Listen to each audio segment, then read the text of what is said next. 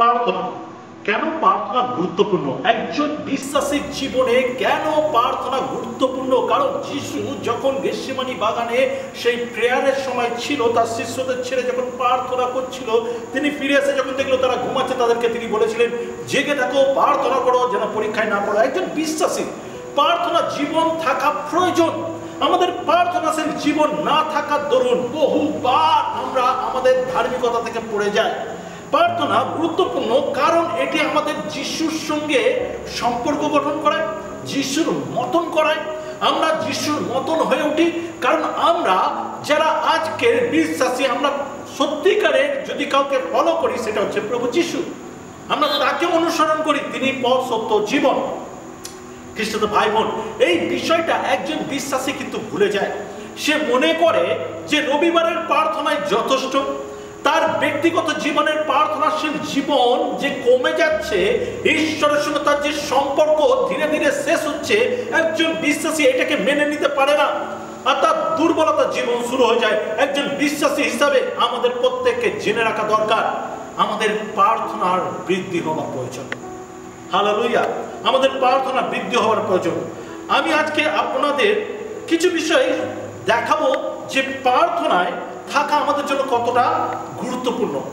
এটা নিয়ে আমি আজকে আপনাদেরকে বিশেষ করে দেখাবো। এটা 5টি পয়েন্ট আমি আপনাকে দেখাতে চাই। তারপরেও আমি 5টি বাইবেল ভার্স দিয়েও আপনাদেরকে এই বিষয়গুলোকে তুলে ধরবো। তো আজকে যে সুসমাচার, যেই বাক্য আপনাদের কাছে প্রভু দিতে চাই, সেটা হলো আমাদের ব্যক্তিগত জীবনের প্রার্থনা।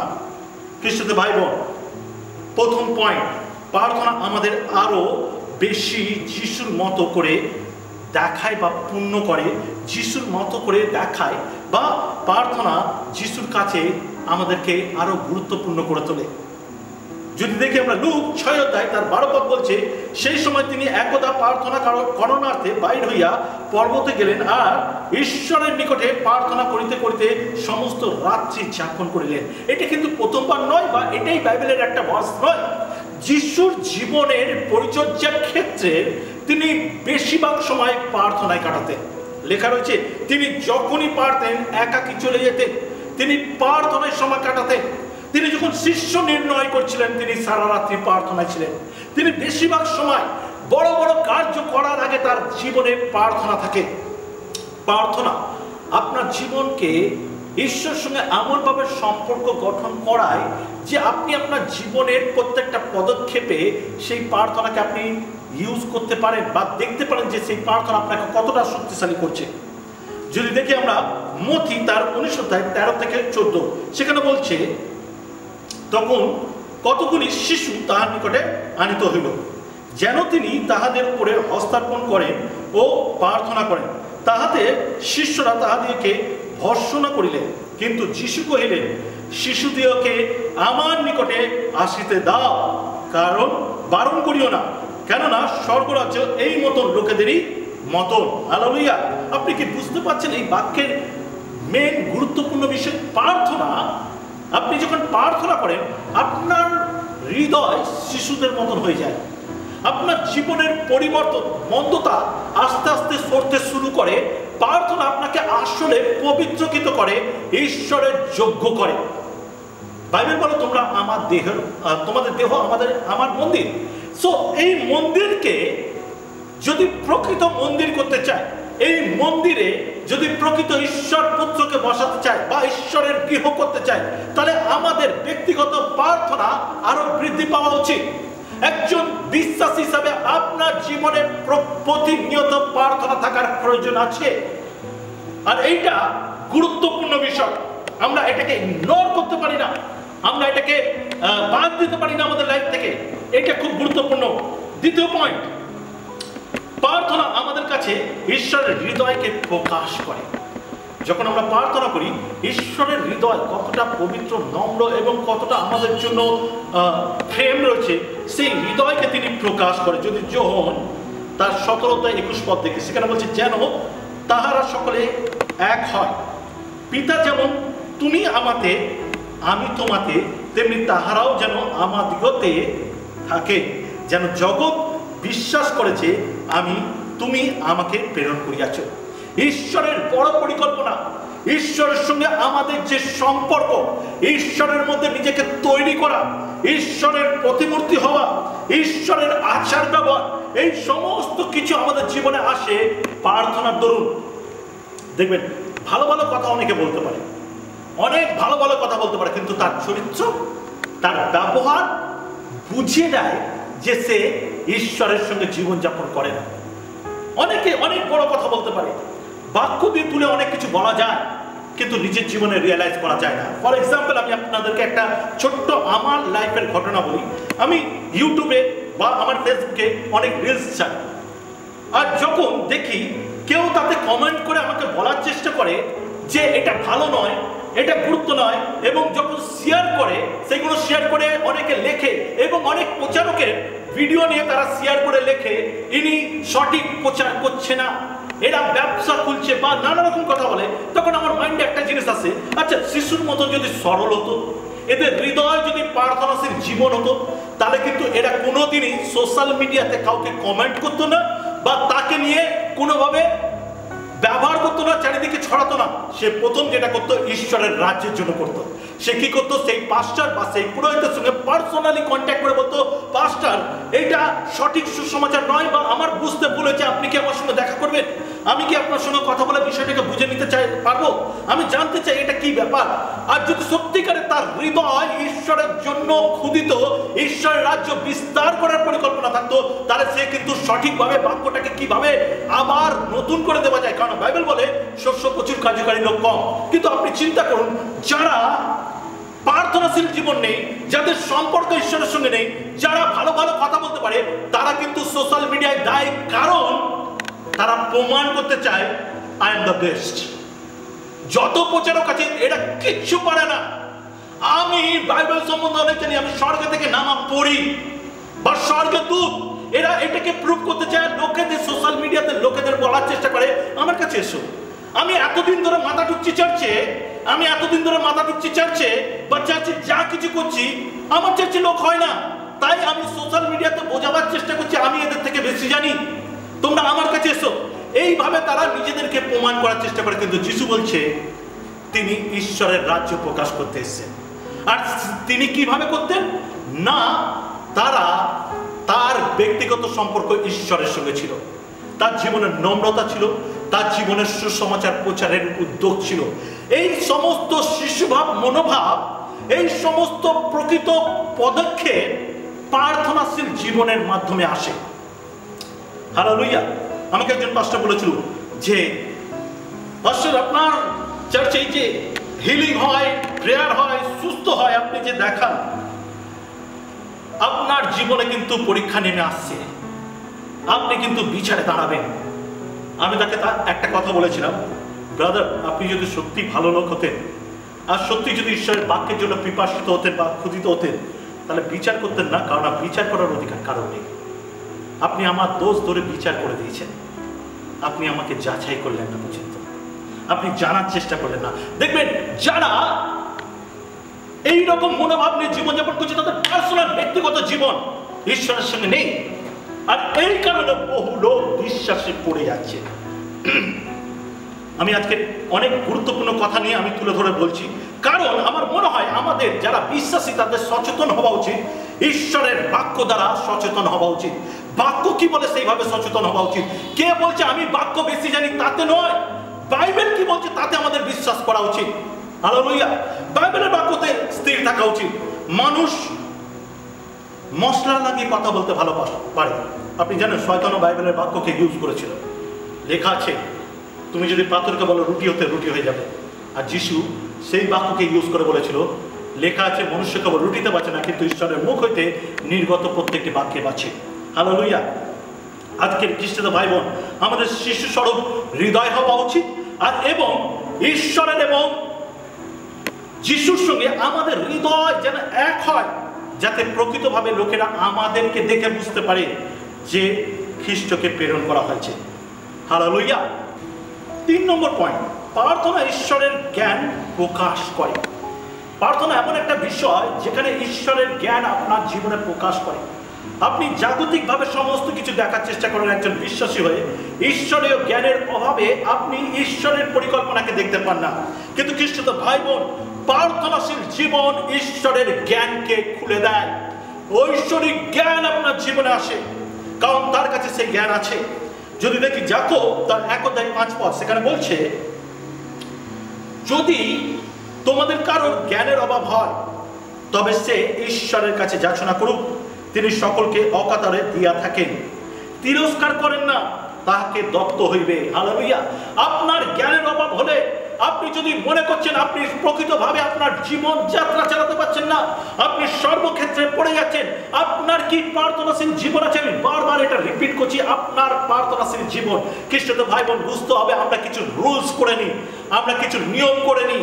সকালে উঠে প্রার্থনা করতে হবে, দুপুরে ভাত খাওয়ার সময় প্রার্থনা করতে হবে, রাত্রি খাওয়ার সময় প্রার্থনা করতে হবে, দুপুরে একটা আলাদা টাইমে প্রার্থনা করতে হবে, রাত্রে শোবার সময় প্রার্থনা করতে হবে, ভোরবেলা প্রার্থনা করতে হবে। আর প্রার্থনাগুলোকে আমরা এমন ভাবে সাজিয়ে নিচ্ছি, এখন আমরা নিয়ম মেনটেন করি, আমরা এখন পালন করি নিয়ম।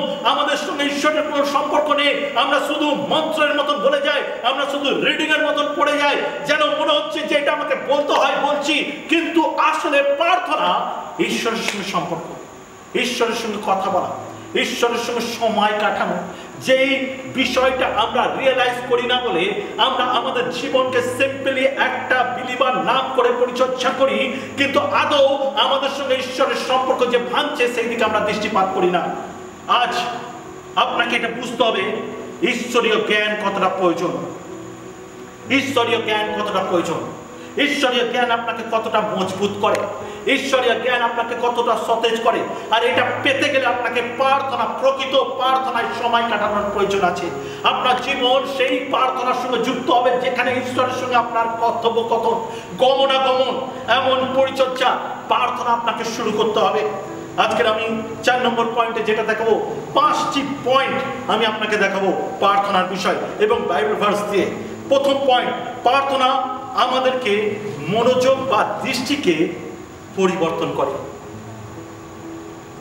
প্রার্থনা আমাদের মনোযোগ ও দৃষ্টিকে পরিবর্তন করে। যদি কলসীয় তার 4:2 দেখি, সেখানে এটা লেখা রয়েছে, আর আপনি সেটাকে ভালো করে পড়ুন এবং বোঝার চেষ্টা করুন। 2 নম্বর পয়েন্ট, প্রার্থনা আমাদের ঈশ্বরের আরো কাছের করে। প্রার্থনা আমাদের আরো ঈশ্বরের কাছে করে। যদি ফিলিপিও 4:6-7 দেখেন, সেখানে এই বিষয় পাবেন। এবং 3 নম্বর, প্রার্থনা আমাদের ঈশ্বরের উপস্থিতিতে থাকতে সাহায্য করে। গীতসংহিতা 27:8 বলছে, প্রার্থনা আমাদের ঈশ্বরের উপস্থিতিতে থাকতে সাহায্য করে। আমরা যদি পারি এই বাইবেল ভার্সগুলো আমরা স্ক্রিনে দিয়ে দেবো, আপনারা দেখবেন। প্রার্থনা আমাদের নম্র হতে সাহায্য করে। এফেসীয় 4:2, নম্র, প্রতিবাদী নয়, মানুষকে দোষারোপ নয়, মানুষের বিচার করার জন্য নয়, সোশ্যাল মিডিয়ায় নিজেকে দেখাবার জন্য নয়, নিজেকে প্রুভ করার জন্য নয়, ঈশ্বরের বাক্যকে দেখানোর জন্য আমাদেরকে নম্র করে, একজন বিশ্বাসী হিসাবে নম্র করে। 5 নম্বর পয়েন্ট, প্রার্থনা আমাদের মধ্যে অনেকভাবে পরিবর্তন আনে। প্রার্থনা আমাদের মধ্যে অনেকভাবে পরিবর্তন আনে। গীতসংহিতা 51:10 যেখানে লেখা রয়েছে। আজকে খ্রিস্টীয় ভাই বোন, আমাদের জীবন যদি এইভাবে দেখি, আরেকবার বলি, প্রার্থনা আমাদের মনোযোগ বা দৃষ্টিকে পরিবর্তন করে। প্রার্থনা এমন একটা বিষয় আমাদের মনোযোগকে পরিবর্তন করে, দৃষ্টিভঙ্গি বদলে দেয় এবং ঈশ্বরের প্রকৃত দাস করে বা প্রকৃত সন্তান হতে সাহায্য করে। দাস নয়, সন্তান হতে সাহায্য করে। প্রার্থনা আমাদের ঈশ্বরের আরো কাছের করে। জেনে রাখবেন, আপনার প্রার্থনা ঈশ্বরের কাছে করে দেয়। আমরা অনেকের কাছে প্রার্থনা নিই না, বলি আপনি আমাদের জন্য প্রার্থনা করুন, আমরা মাথা বাড়িয়ে দিই, আমরা বলি প্রার্থনা করুন, কারণ ঈশ্বরের সঙ্গে আপনার ব্যক্তিগত সম্পর্ক আছে। আপনি প্রার্থনা করলে ঈশ্বর শুনবে। ঈশ্বর আপনাকেও সেম অধিকার দিয়েছে। আপনি ঈশ্বরের কাছের হতে পারেন, আপনি ঈশ্বরের কাছের হতে পারেন, আপনি ঈশ্বরের সেই বাছাই করা ব্যক্তি হতে পারেন। প্রার্থনা ঈশ্বরের আরো কাছের করে, প্রার্থনাতে সময় কাটায়। প্রার্থনা আমাদের ঈশ্বরের উপস্থিতিতে থাকতে সাহায্য করে। যখন আপনি মনে করেন যে আমার জীবনে এত সমস্যা কিছে, কেন আমাদের জীবনে এত সমস্যা, আমি কি শান্তি পাবো না? শান্তির জায়গা তো ঈশ্বরের সঙ্গে সম্পর্ক, ঈশ্বরের সঙ্গে গমনাগমন করা, ঈশ্বরের উপস্থিতিতে থাকা। খ্রিস্টীয় ভাই বোন, আপনি ঈশ্বরের উপস্থিতিতে তখনই থাকতে পারেন যখন আপনি প্রার্থনায় সময় কাটান। হালেলুয়া। প্রার্থনায় সময় কাটানো মানে ঈশ্বরের সঙ্গে কথা বলা। যে সুযোগ আমাদেরকে ঈশ্বর দিয়েছে সেটা আমরা প্রার্থনার মাধ্যমে করতে পারি। প্রার্থনা আমাদেরকে নম্র হতে সাহায্য করে। একদম লাস্ট পয়েন্ট আমি যাবার আগে বলতে চাই, প্রার্থনা আমাদেরকে নম্র হতে চেষ্টা করে, সাহায্য করে। একজন বিশ্বাসী নম্র হওয়া কতটা ইম্পর্টেন্ট আপনি জানেন। আমি আজ পর্যন্ত যখনই যিশুর মৃত্যুর কথা চিন্তা করি, সেই ক্রুশরোপিতর কথা চিন্তা করি, আমার একটা বিষয় খুব মনে আসে, যিশু কি করে বলল ক্রুশের উপর থেকে, এরা কি করছে এরা জানে না, এদেরকে ক্ষমা করো, অথচ তারা কিভাবে তার উপরে টর্চার করছে। এই নম্রতা আনা এত সহজ নয়, এই নম্রতা নিজের জীবনে প্রবেশ করানো এত সহজ নয়। সেইটা শুধুমাত্র প্রার্থনার মাধ্যমে হতে পারে। আপনার জীবন নম্রতার জীবন হতে পারে, তা প্রমাণ করে আপনি ধার্মিক। আপনার ধার্মিকতা জীবন প্রকাশ করে প্রার্থনার মাধ্যম দিয়ে নানা রকম শক্তি। এবং লাস্ট পয়েন্ট, প্রার্থনা আমাদের মধ্যে অনেকভাবে পরিবর্তন আনে। আমরা কিছু কোলবালিশ তৈরি করেছি, জানেন তো? কোলবালিশ মানে কিছু পাপ, যেগুলোকে আমরা পাপ বলে মনে করি না। আমরা ডিসিশন নিয়ে নিচ্ছি এইগুলো পাপ নয়, তাই আমরা কি করি, সেইগুলোকে লাইফ স্টাইল করে নিচ্ছি।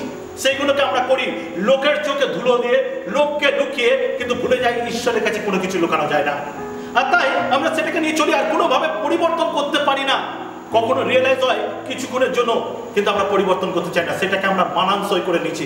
যার জন্য আমাদের জীবনের অনেক জায়গায় আমরা ঘাটতি পাচ্ছি, আমরা থেমে যাচ্ছি, আমাদের কার্যতে আমরা আটকে যাচ্ছি, আমাদের ধার্মিকতা বৃদ্ধি পাচ্ছে না, কারণ আমরা পরিবর্তন হতে চাই না। এটা আমরাই চাই না, কারণ আমাদের জীবনে প্রার্থনাশীল জীবন নেই। প্রার্থনাশীল জীবন আপনার জীবনের অনেক পরিবর্তন নিয়ে আসে, অনেক কিছুর পরিবর্তন নিয়ে আসে। যেই পরিবর্তন আপনি পরবর্তীকালে দেখতে পান আপনার লাইফস্টাইল, আপনার ব্যক্তিগত কাজকর্ম, আপনার কথাবার্তায়, আপনার চালচলনে, আপনার আচার ব্যবহারে, আপনার পরিবেশে, সমস্ত কিছুতে পরিবর্তন নিয়ে আসে। অনেক পরিবর্তন আপনার জীবনে আসে শুধু প্রার্থনার মাধ্যমে, কারণ প্রার্থনা সত্যিকারের আপনাকে ঈশ্বরের কাছে করায়। খ্রিস্টতে ভাই বোন, একজন বিশ্বাসী প্রকৃত বিশ্বাসী হতেই পারে না যদি তার জীবনে ব্যক্তিগত প্রার্থনা না থাকে, সে যদি প্রার্থনাশীল জীবন না করে। আমাদের চার্চে এখন প্রেয়ার মুভমেন্ট চলছে, আমরা প্রেয়ার সেশন চালাচ্ছি, প্রত্যেকটা বিষয়কে আমরা প্রেয়ারের সঙ্গে যুক্ত করছি। আমাদের মনে হয় আরো প্রার্থনার সময় কাটানো উচিত। তাই যারা শুনছেন, আমাদের মণ্ডলীর লোক, আমাদের বিশ্বাসী ভাই বোন, সবাইকে আমি উৎসাহিত করতে চাই, আমাদের প্রার্থনায় আরো সময় কাটাবার সময় এসে গেছে। আমাদের জীবনের অনেক কিছু পরিবর্তনের প্রয়োজন আছে। ঈশ্বর আমাদের উপরে ট্রাস্ট করে, আমাদের উপরে বিশ্বাস করে, এবং আমাদের উপরে অনেক দায়িত্ব দিয়ে রেখেছে। তিনি জানেন আমরা পারবো, কিন্তু সেই সমস্ত তখনই সম্ভব যখন আমরা প্রার্থনায় সময় কাটাই। হালেলুয়া। আজ আপনি সিদ্ধান্ত নিন, আজ আপনি সেই পদক্ষেপ নিতে শুরু করুন। আপনার লাইফে প্রেয়ার মোমেন্ট শুরু করুন, আপনার লাইফে প্রেয়ার মোমেন্ট শুরু করুন। কন্টিনিউ প্রার্থনায় থাকুন। এটা কোনো নিয়ম ধারা ধরে প্রার্থনা শুরু করবেন না। আপনি জেনে রাখুন, আপনি যখনই ফাঁকা পাবেন, আপনার সমস্ত হাত, আপনার সমস্ত শরীর কাজ করতে পারে, আপনার মুখ আর মাইন্ড কাজ করছে না, প্রার্থনা চালিয়ে যান। আপনার হাঁটা চলায় আপনি প্রার্থনা করুন, আপনার কাজকর্মে আপনি প্রার্থনা করুন, কন্টিনিউ ঈশ্বরের সঙ্গে কথা বলুন। আপনার প্রার্থনা লাইফ স্টাইল শুরু করে দিন। আপনার লাইফ স্টাইল যেন শুধু প্রার্থনায় কাটে। আর যখন এইরকম জীবনযাপন করবেন, আপনি দেখবেন আপনার জীবনের অনেক কিছু পরিবর্তন হয়ে যাচ্ছে, আর আপনার কোনো কিছুর প্রয়োজন পড়বে না। হালেলুয়া। আসে এবার আমরা প্রার্থনায় যাব। Hallelujah, hallelujah, hallelujah, hallelujah. Oh Rabaya Rabanda Rabashakara Rabaya Rabaya Rabaya Rabaya Oh Rabanda Rabashara Rabatara Rabara Rabanda Rabashikara Rabaya। পবিত্র পিতা, আমি প্রার্থনা করি আজকের এই সময় যতজন বিশ্বাসী ভাই বোনেরা যাদের জীবনে প্রভু আজ এই উদ্যোগ এসছে প্রভু, যে আমরা প্রেয়ার মুভমেন্টের সঙ্গে সময় কাটাবো, আমরা সেই প্রেয়ার মুভমেন্ট শুরু করব, যাতে প্রভু আমাদের দুর্বলতার জায়গাগুলো, আমাদের অবহেলার জায়গাগুলো, আমাদের সেই ভেঙে যাওয়ার সম্পর্ক প্রভুর সঙ্গে সমস্ত কিছু যেন ফিরে পায়। প্রভু আমি প্রার্থনা করি প্রভু, এই প্রেয়ার মুভমেন্ট আমাদেরকে যখন আমরা চালাচ্ছি প্রভু, আমাদের ব্যক্তিগত ভিতর দিয়ে যেন আমাদের হৃদয় পরিবর্তন হয়, প্রার্থনার জন্য উদ্যোগী হয়। প্রভু আমি প্রার্থনা করি প্রত্যেক বিশ্বাসী যারা শুনছে, প্রভু আমি প্রার্থনা করি তাদের সেই প্রেয়ার মুভমেন্ট শুরু করার জন্য উদ্যোগ দাও। প্রভু তোমার যিশু নামে তাদেরকে সেই অভিষেক করো, সেই উদ্যোগকে দাও প্রভু, যেন আমরা প্রত্যেকটা সময় প্রেয়ার মুভমেন্টে থাকতে পারি। পিতা আমরা যে কদিন প্রেয়ার মুভমেন্টকে চালাবো সেই কদিন শুধু নয়, আমাদের লাইফ স্টাইল যেন প্রেয়ার মুভমেন্ট হয়ে যায়। প্রভু আমি প্রার্থনা করি আমাদের জীবন যেন আরাধনা কেন্দ্র হতে পারে। পিতা আমাদের প্রত্যেকের সহবর্তী এই বাক্য যেন অনেকের হৃদয়কে টাচ করে। প্রভু আমরা যেন নিজেদেরকে প্রমাণ করার জন্য নয়, আমরা যেন প্রার্থনার মাধ্যমে নিজেদেরকে তোমার যোগ্য করতে পারি। পিতা তুমি দয়া করো, আমাদের সঙ্গে থেকে পরিচর্যা করো, সমস্ত গৌরব তোমার যিশু তোমার নামে চাই। Amen amen. আমি বিশ্বাস করি এই প্রেয়ার মুভমেন্টে আপনি যখন সহভাগী নেবেন বা কাজ করবেন, যদি কেউ এখানে আছে যারা আমাদের চার্চের সঙ্গে কোনোভাবেই যোগাযোগ নেই, শুধুমাত্র অনলাইনে যোগাযোগ, আমি তাদেরকে বলতে চাই আপনি কমেন্ট করুন যে আপনিও আমাদের সঙ্গে প্রেয়ার মুভমেন্টে জয়েন করছেন। আমরা আপনার সঙ্গে যোগাযোগ রাখবো এবং এই প্রেয়ার মুভমেন্ট আমরা সবার জন্য করতে চাইছি। আমাদের প্রত্যেকের সঙ্গে, প্রত্যেক বিশ্বাসের সঙ্গে আমরা এই প্রেয়ার মুভমেন্টটা চালাতে চাইছি। আমরা চাই আপনারা আমাদের সঙ্গে যুক্ত হন এবং এই প্রেয়ার মুভমেন্টের একটা বড় আশীর্বাদের ভাগী হন, যাতে ঈশ্বর আপনার জীবনে অনেক আশীর্বাদকে দিতে পারে। প্রভু অনেক আশীর্বাদ করুন সবাইকে। জয় যিশু।